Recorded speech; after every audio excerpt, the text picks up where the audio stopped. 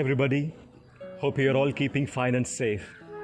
Hearty welcome to today's talk on the topic St. Ignatius of Loyola and the city of Paris.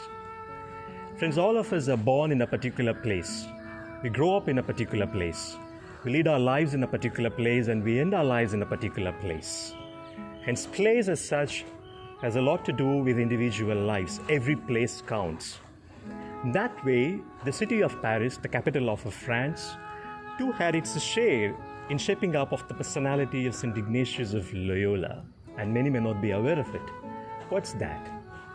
If you have to really understand the mindset of St. Ignatius of Loyola, if you have to learn something from the student Ignatius in Paris, you have to first of all understand what kind of life that was being led by the citizens of Paris at the time of St. Ignatius of Loyola. Father Philippe Lecrivain, the famous French Jesuit historian who recently passed away, in his famous book, Paris au temps d'Ignatius, Paris in the time of St. Ignatius of Loyola, describes the city of Paris as a vast construction site emerging from medievalism. That was a time that France was undergoing the transition from the Middle Ages to the Renaissance period. Hence, everything was approached from a newer perspective, be it art, philosophy, or theology, or music, or even human behavior was given a new vigor.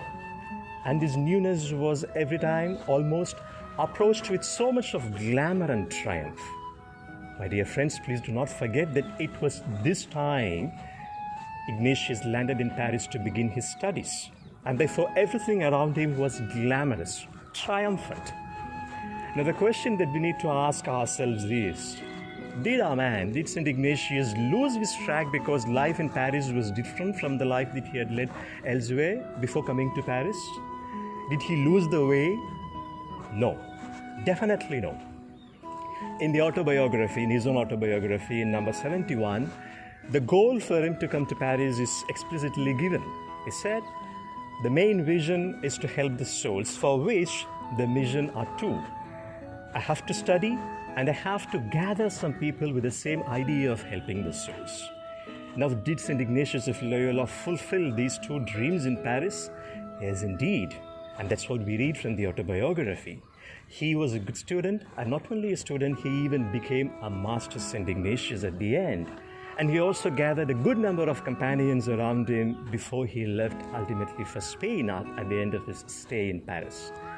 My dear friends, the only lesson that I would like to learn from this man, this student turned Master Ignatius in Paris, is not to be distracted, not to lose a track, not to lose the goal.